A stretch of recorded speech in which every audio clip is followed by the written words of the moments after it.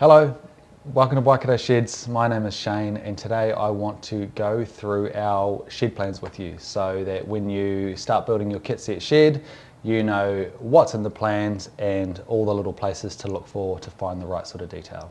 So should we jump on over to the computer and we'll just go through it page by page. Okay, so let's have a quick chat about concrete plans. Now you're going to be needing to pay attention to these plans when it's time to box up your slab and pour your slab, but it's also worth paying attention to this when you're working with an earthworks contractor who's going to be doing your dig out, because they're going to want to know how deep your footings are and those types of things so that they're doing your earthworks to suit those footing depths and things like that. Talk to your earthworks contractor about that, show them this, and I'm sure you'll get a nice smooth result. So let's get into it. Off to the left here you'll see a slab plan.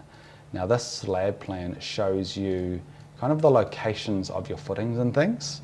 You'll see this dotted line around the edge saying ET. That relates to your edge thickening.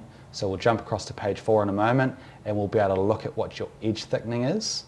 Also these circles relate to your local thickenings. So that's another little footing detail that we're going to pay attention to on the next plan.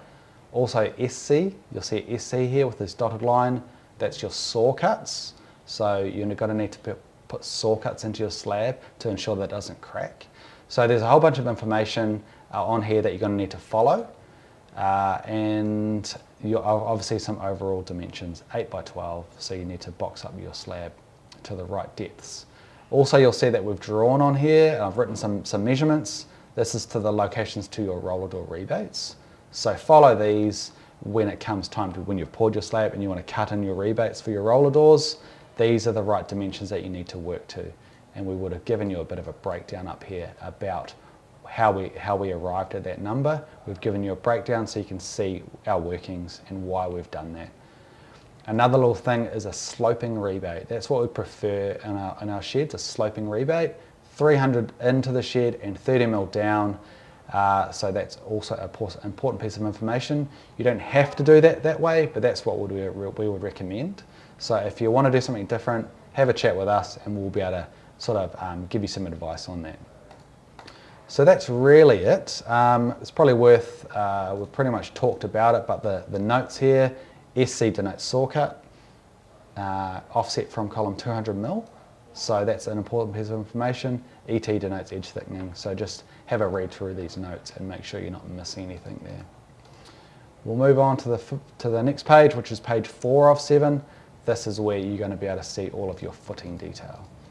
So you will remember when we looked at the circles on page 1, we were looking at local thickenings, 300 wide by 400 deep. It's got some 665 reinforcing mesh. You know, it's really giving you a lot of information, and that's why I say it would be really good to show your earthworks contractor these plans so they can see some of these details.